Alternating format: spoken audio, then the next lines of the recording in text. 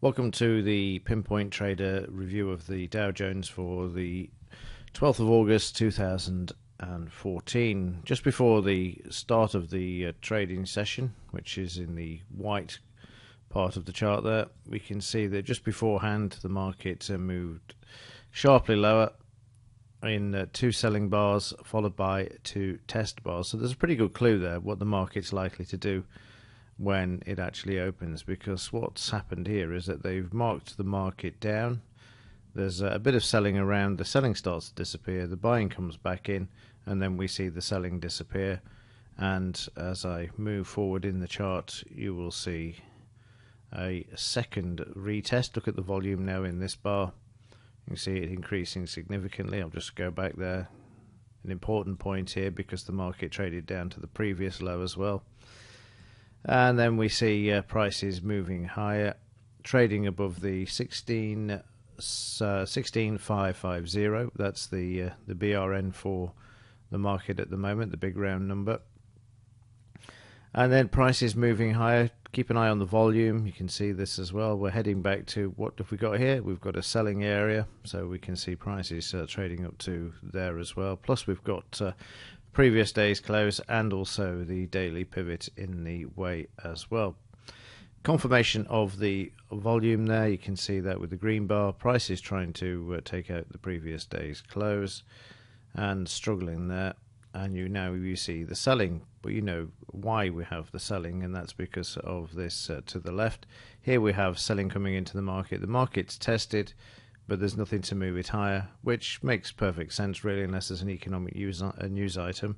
The market isn't really going to move until 2:30 when the normal trading session, or the day session, actually opens. So in order to move higher now, we need to take out the high of this selling bar, which is what we're seeing at the moment. Well, we've attempted to. We see new buying in order to do this, but again, we're still struggling with the DP area. So price is struggling there, and then you can see selling coming back into the market at the selling area to, from the selling area to the left, or resistance to the left, and trading down towards the BRN there, finding a bit of buying coming into the market again, but a lot less this time than previously. Price is sideways, and then we get prices starting to move through, but we get some potential weakness coming into the market. And what's interesting here is that the selling was absorbed in this bar, and I know this because I only have to look at the volume. It's greater than the previous bar, so I know there's some sort of selling that's been absorbed if the market is moving higher thereafter. Prices then react to the news that came out at 3 p.m, which was the number of jobs that have been created. This was a medium impact news item, was obviously being used to move prices around. Just rescaling the chart there. There we see the confirmation of selling in this bar. Again, struggling with the DP area. Note this, the prices have traded through it, but failed to close through it, and then coming back down to the BRN again. No signals yet. We didn't get any signals until later on, which is why I'm sort of speed trading, as it were, through this for you. But just to show you how to read what actually happened before we actually got sort of PTPs and triple X's. So again, we've got professional buying overcoming the selling that we saw in the previous bar there. So prices again trading above the DP level there. You can see just trading through and then failing to hold. What I've done is put a line above the selling bar there, because obviously the selling took place in the top, or the potential weakness started certainly in the top, and then prices were moved lower. Let me just get rid of the potential trade in the 30-minute British pound, which I also have on at the moment. Let's just get rid of that. In fact, let me just close that out. Right, so back to the Dow. We can see that prices at the DP level, I've drawn in above the high of the selling bar, and then prices just hold on this level. What we have here is further potential weakness, high volume again compared to the previous bar, The market is bought back by the pros, but we're struggling with the DP level. And a close below this point, because this is where the buying was bought back, we'll see the market move lower, and that's precisely what happened. Back down to the BRN, through the BRN, and more or less back to where the market started. Now, again, trading even lower to the through the low, through the S1, and we have the selling to confirm this. Again, unfortunately, no sell signal for this, so the market having to find support at this level and watch the volume build in this bar, which we've just seen. And what's interesting about this this bar, let me just go back and just show you how the volume is building there. It doesn't overcome the volume in the previous bar. We will see an example of that later on, which is buying pressure. But what's important about these bars is when you see this type of activity, one, the selling's disappeared because the volume isn't as great as the previous bar, or the selling hasn't been absorbed, but you've also seen prices come off the lows, which is important. And now you will see the market finding some support. You see the volume building there, and prices just trading in this sort of sideways to higher, making higher lows there. As we head into sort of the 5 o'clock time, when it gets fairly quiet, everything's gone to sleep. You can see the volume dropping off there, so the initial rush of buying and selling has now disappeared, until the market is retesting the lows to the left, and we see the test bar there. We see the modestly increasing in volume, which is an increase compared to the previous bars where the market's been very quiet. So the market was moved down to the previous area where we saw the selling, and has once again been retested. Price is moving higher. I'm just readjusting the charts here. I've drawn in some resistance to the left there, and it's I don't know whether I've just moved that chart actually. Let me just there we go. Yeah, so we see the resistance to the left, and then we get a potential sell signal there with a triple X. And I've just rescaled the chart for you when I was watching this live. And you can see there that the market trades through without filling the triple X, which means that the trade is cancelled. And then you see the market also trading back through the BRN there. And you see it in increased volume, which is exactly what you want to see. Question I've been asked is, can you trade off these test bars? You know, like the test here, could you have gone long off this? The answer is yes. You could indeed. You don't have to wait for the PTBs and triple X's, but that's more an advanced thing. And once you understand how the markets work, then you can trade off these sort of signals, no problem at all. But for the time being, and as a new trader, then just stick to the PTPs and triple X's, because the trading record so far shows that it's just as profitable to do that. But if you want to get a quiet day like we had, where there wasn't an awful lot showing in the background, but there are ways of getting into the market and taking a few points out this way.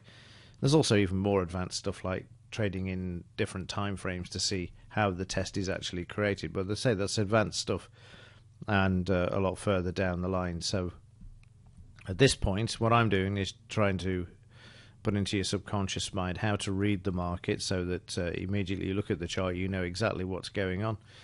And then as you get further down the line, more experience, you'll be able to use this sort of stuff to trade off as well. So back to the knitting here, we've gone through the BRN on increased volume, through the resistance, also on increased volume, which is what you want to see. And the market starting to move back towards the previous day's close, until we are met with selling pressure. What is selling pressure? Selling pressure, look at the range of this bar compared to this bar compared to the volume. So now we've got some selling pressure coming into the market.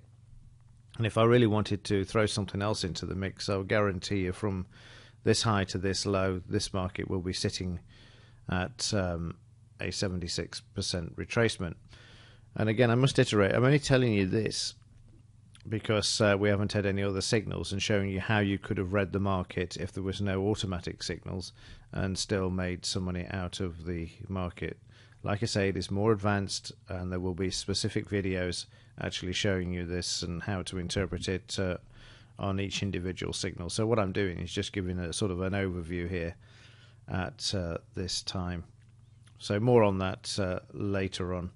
So we've got some selling pressure, so that indicates some weakness coming into the market. The weakness has sort of dropped off now because the volume has become lower there. And you can see the market starting to move back to the upside because the selling has disappeared until we're met with some potential weakness known as an upthrust. And then we're seeing no new buying coming in to move the market higher. And once there's no new buying coming into the market, we then get a potential sell signal. A triple X and PTP both clear at this moment because the market needs to close through, or actually trade to, not through, but trade to the entry price. Notice also the market is at the BRN, not a good place to actually get a sell signal. But again, I have no problem taking these because I can actually read what's happening to see if it's going to continue or not. And that's because I will be looking for sort of sell bars and that type of thing to drive through that sort of psychological level. However, we are now shown a potential buy with a triple X. So we've got a short and a triple X, whichever's filled first we will go with. And the short is filled first, so the long side, the buy side, is actually cancelled. And also we get a further confirmation of the downside weakness with not only another PTP but also a professional selling bar. So the pros are selling at this time as well. Got to go back through that resistance that we drew on earlier, which is 16,543, which has now become a support for this market. So we need to see prices drive through this. They're attempting to go through. They've been through, had a sneaky look, and then come back through the BRN. Trading sideways, the volume dropping off. We need to see an increase to the downside. We're back through the support, back through the low. There's the selling that you need to see to confirm the move through the BRN. And what you've got to look to is to the left. And guess what? We now find some buying coming back into the market. This is selling pressure, which we looked at earlier. This is the opposite. This is buying pressure. This price bar's range is greater than this price bars. However, the volume is greater here. So we can see there's some sort of support coming into the market and holding the market. There we have some more buying following the buying pressure. We're at the low of the previous day. It doesn't hold. We don't see an increase in buying to the upside. And now the market's closed below, well, it closed below the 20 bar scalp here. And what I've done is put in an option here. Now, bearing in mind to the left, we have the support area where the market was tested earlier on in the trading session. The market is now through the scalp area. We have 24 points on the table. What I've done once the market's gone through the scalp is moved the trailing stop. This is a manual one. This is not using the one in the automatic one in the software, to 100% below the last lower high. Now, two choices here. We know that the market's retesting to the left. I'm just going to drag this back so you can see. This is what I'm talking about here. So we know in this area here, this market is likely to stop. Given that the market range has been fairly quiet as well, we have a good indication. However, you can move the stop to break even or 100% above this bar once, and this is the important thing, the market's traded through the scalp. However, the market then goes through the scalp, and I'm just rescaling the chart for you there.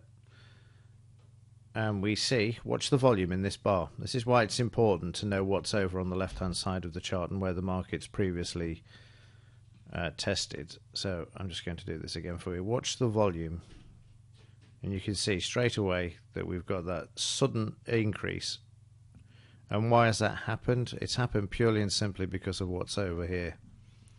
So again, I'm pointing out these areas for you so that again, it just becomes second nature, and you can actually read the market like reading a book, because you'll be able to say, oh, I know exactly what they're going to do in this area. They're likely to retest it, and once they've done that, the market's likely to either 1, trade sideways, or 2, move back. So now we see a buy signal, and the market is starting to move back. So had you have not taken the money off the table because the market's quiet, support to the left, and move the stop to 100. Of course, there's so many things you can do here, because you can take half the trade off the table, move the stop to break even, collect some of the profits. There's so many variations that you can actually do. Initially, why not, again, based upon simple things like the market's being quiet, the market's given a sell signal, it's gone down to the 20 pip scalp and offered more. It's getting late into the session. It's around about 8 o'clock. Why don't I call it a day? I'm grateful for the fact that I've had one signal that was unqualified, one signal that was qualified, followed by 2 that weren't, fortunately.